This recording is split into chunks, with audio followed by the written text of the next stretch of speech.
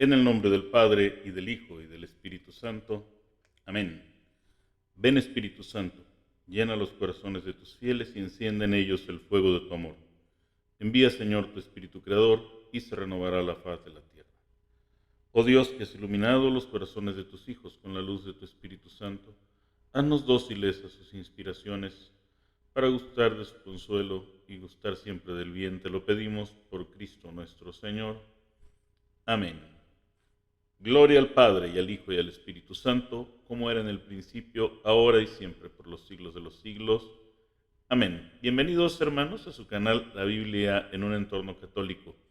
En este capítulo 14 del libro del profeta Isaías, oigan, hermanos, en esta serie que iniciamos de los libros proféticos, si ustedes se han dado cuenta, todo apunta hacia el Mesías. Todo lo que escriben todos los profetas apunta hacia el Mesías. Y el capítulo que vamos a ver hoy, pues no nos va a hablar, bueno, sí nos va a hablar del Mesías, pero de la acción que va a tener la misión del Mesías sobre quién ha sido su enemigo. Ahorita lo vamos a descubrir, quién ha sido su enemigo desde el Evo, iba a decir desde el inicio de los tiempos, pero no sucede en nuestro tiempo, o sea, tampoco sucede en la eternidad, sucede en el mundo espiritual. Recordemos que en nuestro credo nosotros declaramos creer en un Dios creador de todo lo visible y lo invisible. Aquel católico que no cree en el mundo invisible tendría que revisar su sistema de creencias, su fe. Pues vamos a dar inicio al capítulo 14 del libro del profeta Isaías. Mi hermano, si usted tiene una Biblia a la mano, lo invito a que siga la lectura, aunque no sea la misma traducción que yo utilizo para la meditación, para el estudio. Es una Biblia excelente para el estudio. Si un día usted está en posibilidad de comprarse esta versión de la Biblia, sí se la recomiendo mucho. Yo uso la Biblia de Jerusalén.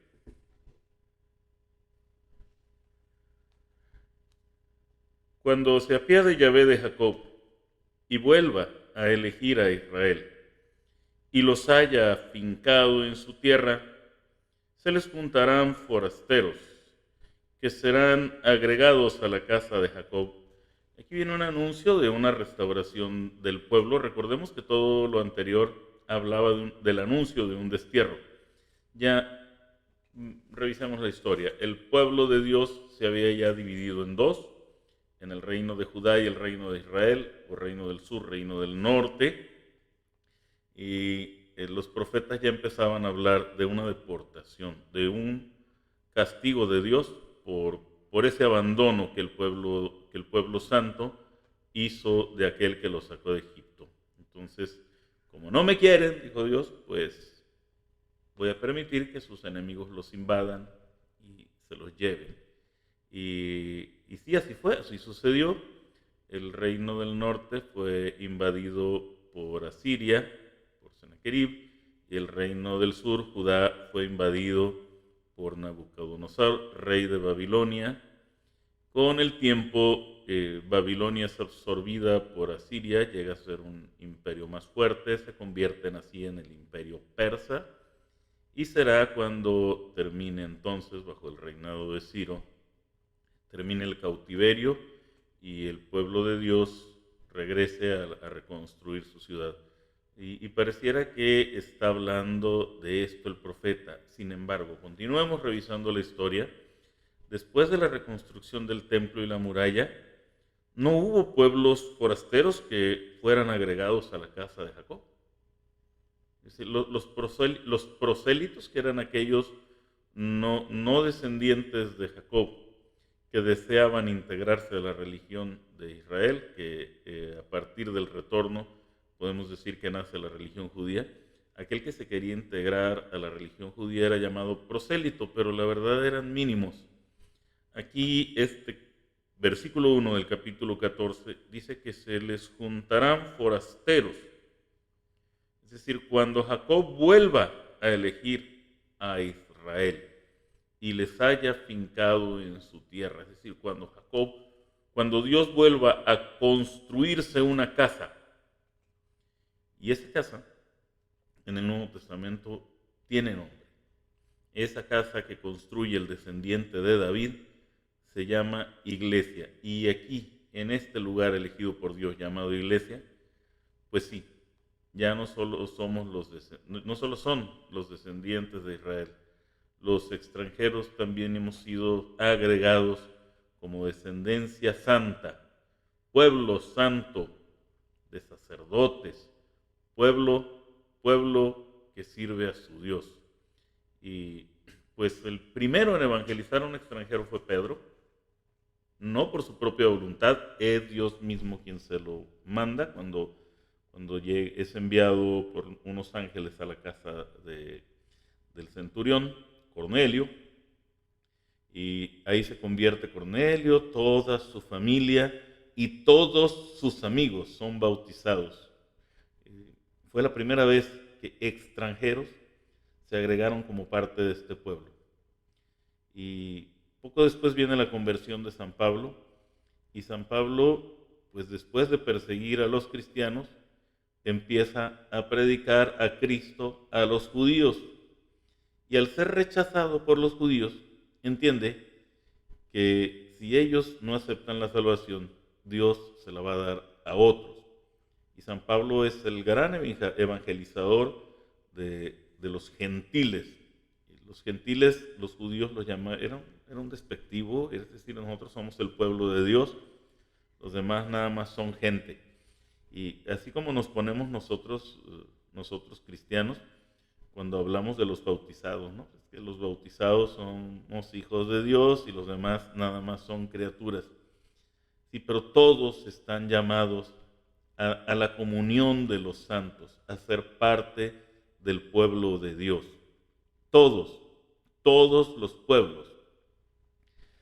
Tomarán a otros pueblos y llevándolos a su lugar, se los apropiará la casa de Israel en el solar de Yahvé como siervos y esclavas. Harán cautivos a sus opresores y domeñarán a sus tiranos. Entonces, cuando te haya calmado Yahvé de tu disgusto y tu desazón, y de la dura servidumbre que fuiste sometido, lanzarás esta sátira contra el rey de Babilonia.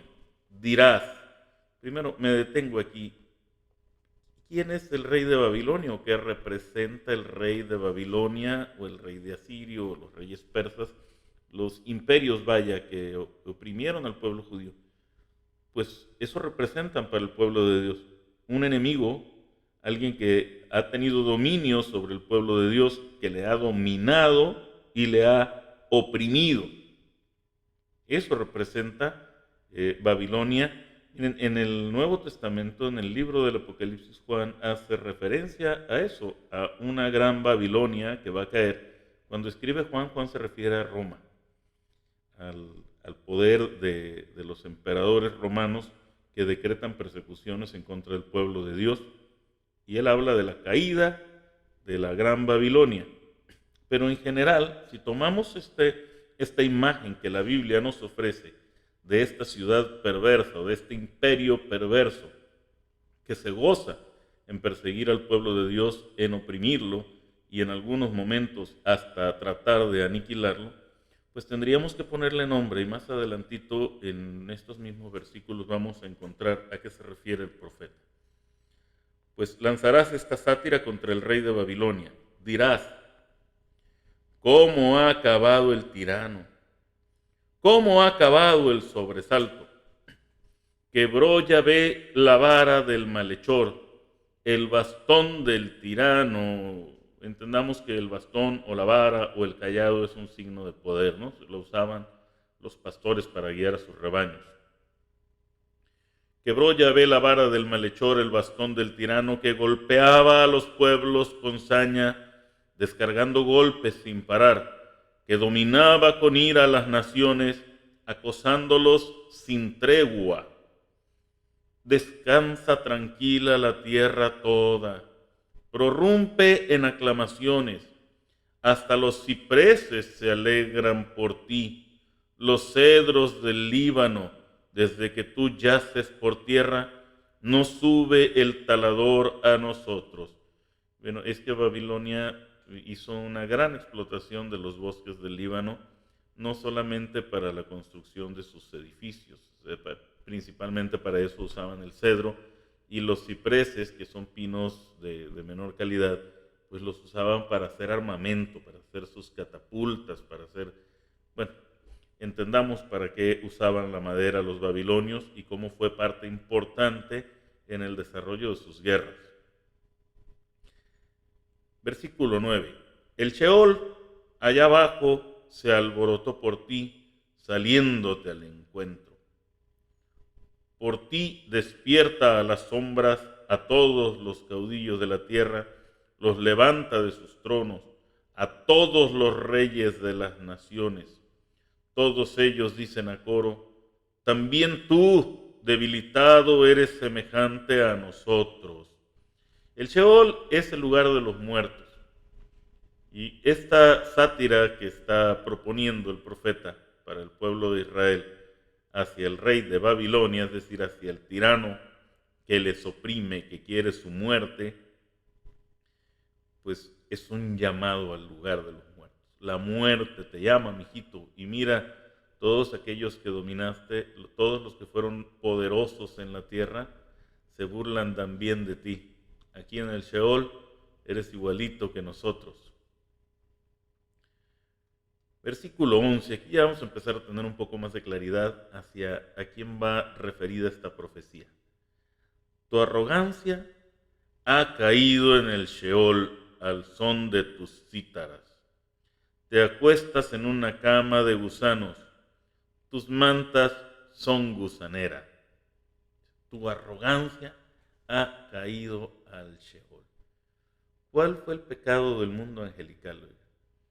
El que logró que un ángel, el mayor de todos, el que más se acercaba a la perfección, el que mayor similitud tenía con Dios mismo, aquel a quien Dios había hecho el más hermoso, el más inteligente, ¿qué fue lo que provocó su caída? Su arrogancia, su pecado de soberbia, su pecado de orgullo. Versículo 12. ¿Cómo has caído de los cielos, lucero, hijo de la aurora? Has sido abatido a tierra, dominador de las naciones. Lucero, hijo de la aurora. San Jerónimo traduce en la Vulgata Lucifer. Es decir, San Jerónimo no se tienta el corazón a la hora de hacer la traducción para decirnos a quién se refiere este texto. Lucifer, el lucero, hijo de la aurora, el que quiso ser como Cristo, el que quiso ser como la segunda persona de la Santísima Trinidad, el que quiso estar al nivel de Dios, por lo cual se tiene que levantar Miguel, príncipe de las milicias celestiales, y decirle, ¿quién como Dios? Nadie como Dios. Tú que habías dicho en tu interior, al cielo voy a subir, por encima de las estrellas divinas voy a establecer mi trono, me sentaré en el monte de los dioses, allá por los confines del norte. Lo mismo, tú que habías subido por encima de todo, querías estar en el cielo, o sea, querías estar encima de las estrellas. En la Biblia, cuando se habla de estrellas, la referencia es al mundo angelical, es al mundo espiritual. Recordemos que la religión judía está muy influenciada por las religiones de los países vecinos. Y todos los países vecinos pensaban que las estrellas eran espíritus. Es decir, en el lenguaje nuestro, las estrellas eran ángeles. Entonces, este lucero de la aurora, este lucero de la mañana, este Lucifer, él pensaba que él debía estar por encima de todas las estrellas, de todos los ángeles, sentado al nivel de Dios. Versículo 14. Subiré sobre las crestas de las nubes, me haré semejante al Altísimo. Quiere ser como Dios. Pero has sido precipitado al Sheol, a lo más hondo del pozo. Los que te ven, en ti se fijan, te miran con atención. ¿No es este el que estremecía la tierra, el que hacía temblar los reinos, que convirtió el orbe en un desierto? Cuando habla del orbe, habla de nuestro planeta. Que dejó sus ciudades asoladas y no devolvía a los presos a su patria. Todos los reyes de las naciones, todos ellos yacen con honor, cada uno en su morada, pero tú has sido arrojado fuera de tu sepulcro como un brote abominable, recubierto de muertos a espada, de los que bajan donde los sepultados, como cadáver pisoteado.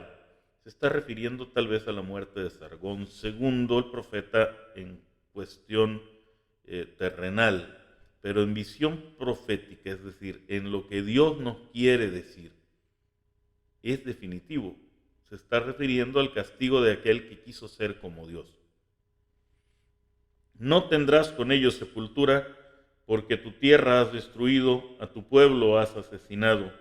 No se nombrará jamás la estirpe de los malhechores. No se nombrará jamás. En la literatura universal se ha usado mucho eso de no nombrar a las personas.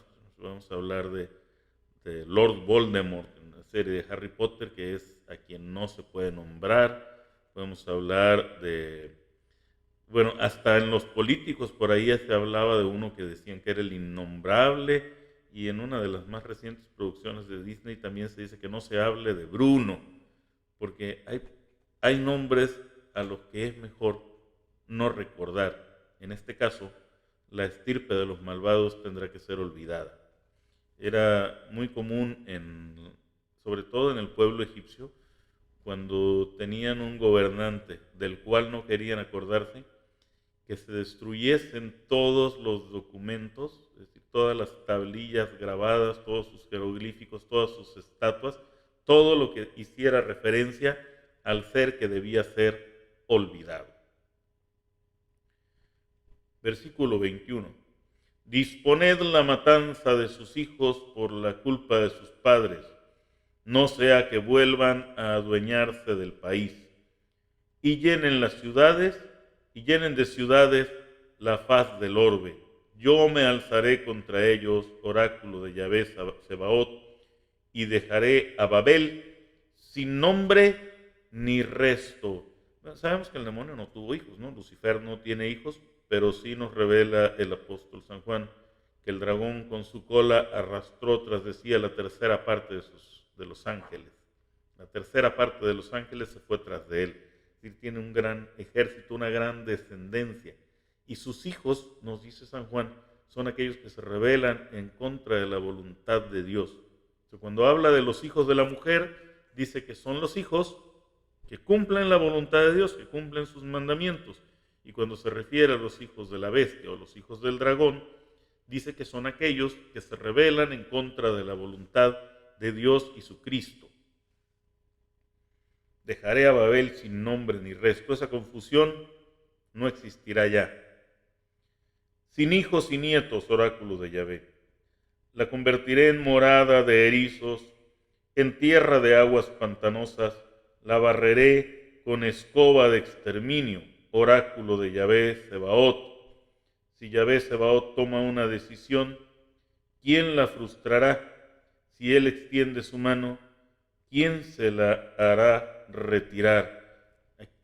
Aquí este dato es importantísimo para nosotros, porque nos revela el apóstol Pablo en su primera carta a Timoteo, que Dios quiere que todos los hombres se salven y lleguen al pleno conocimiento de la verdad. El enemigo quiere que todos los hombres se pierdan. El enemigo, por eso es nuestro enemigo. O sea, no solo es enemigo de Dios, es enemigo nuestro, porque quiere que todos los hombres se pierdan. Él no quiere nuestra salvación, quiere nuestra condenación. ¿Cuál voluntad prevalecerá al final? Si Yahvé Sebaot, versículo 27, si Yahvé Sebaot toma una decisión, ¿quién la frustrará? Si él extiende su mano, ¿quién se la hará retirar? Por ahí en el mes de diciembre tuve una conversación con un hermano de otra denominación cristiana y él me decía que a él le parecía muy difícil la salvación. Yo le dije, hermano, entonces ¿para qué estás en la iglesia? Y es que cuando perdemos el don de la esperanza, hermanos, lo que sigue es perder la fe. Venimos, nos congregamos como iglesia, porque aspiramos a la salvación. Pero hay que entender que no es una obra nuestra. La salvación es obra de Dios. Incluso mi propia conversión tiene que ser obra de Dios. A mí me toca abrir el corazón y a Dios, a su Espíritu Santo, le toca convertirme. Lo único que usted tiene que hacer es abrir su corazón, dejar que Dios obre en usted para que se cumpla en usted su voluntad. Por eso cuando rezamos el Padre Nuestro, como Cristo nos enseñó, decimos, hágase, Señor, tu voluntad. ¿Qué quiere Dios? Que todos los hombres se salven y lleguen al pleno conocimiento de la verdad. Versículo 28. El año en que murió el rey Ahaz, hubo este oráculo. No te alegres, Filistea toda, porque se haya quebrado la vara del que te hería. Pues de raíz de culebra saldrá víbora, y su fruto será dragón volador. Los débiles pasarán en mis pastos, los pobres en seguro se acostarán, mientras que haré morir de hambre a tu posteridad y la mataré, lo que de ti reste. Ulula puerta, grita ciudad, derrítete Filistea toda, que del norte una humareda viene, y nadie deserta en sus columnas. ¿Y qué se responderá a los mensajeros de esa gente? Que Yahvé fundó a Sión, y en ella se refugiarán los pobres de su pueblo. ¿Quiénes son los pobres en la Biblia? Los pobres en la Biblia no son los que no tienen dinero, hermano, no son los miserables. Los pobres son los que esperan en Yahvé. Los pobres son aquellos que dependen absolutamente de la voluntad de Dios. Y aquí, pues habría que acordarnos del santo Job, que lo tenía todo, lo perdió todo y su reacción fue, Dios me lo dio, Dios me lo quitó. Y otra reflexión acerca de los filisteos es que el demonio no es el único enemigo del pueblo de Dios. Nosotros tenemos tres principales enemigos.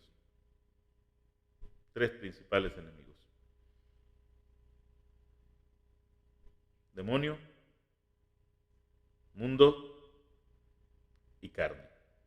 Y estamos rodeados de ellos. Al final de los tiempos, hermanos, nuestra concupiscencia desaparecerá. Es decir, nuestra tendencia al pecado desaparecerá, será borrada, no dejará descendencia, será eliminada, aniquilada por Dios. Seremos lavados en la sangre del Cordero, resplandeceremos blancos como la nieve, porque esa es la voluntad de Dios. Y lo único que Dios quiere de usted es que lo deje trabajar en usted. Dios quiere que yo lo deje trabajar en mí. Mi rebeldía a veces no le permite a Dios cumplir su voluntad en mí porque me ha hecho libre. Pero mi confianza está puesta en que Dios hará lo que sea necesario para que al final de mis días yo llegue a su presencia y usted también. Y allá nos vemos, mi hermano. Pues lo invito a que demos gracias juntos y a que le cante usted, a que haga usted una sátira en contra de ese rey de Babilonia que no quiere su salvación. Dígale quién sí la quiere. Si el rey de Babilonia, si ese lucero de la mañana, ese Lucifer, no quiere que usted se salve, eso no es importante. Lo importante es si lo quiere Dios. Y Dios si quiere su salvación y la mía. Te damos gracias, Señor, por todos tus beneficios, a ti que vives y reinas por los siglos de los siglos. Amén. Gloria al Padre y al Hijo y al Espíritu Santo, como era en el principio, ahora y siempre, por los siglos de los siglos. Que el Señor nos bendiga, nos guarde de todo mal y nos lleve a la vida eterna, que así sea. mi hermano, yo lo invito a que si usted gusta, desea y sabe de alguien que le pueda hacer bien la palabra de Dios, comparte este video con él. Lo invito a suscribirse en mi canal, a presionar ahí donde está una campanita para que le avise cuando haya contenido nuevo. Si usted tiene esa deferencia para conmigo, déjeme por ahí un comentario. Eso me hace sentir muy bien. Que Dios me lo bendiga. Nos vemos en la próxima, en el capítulo 15.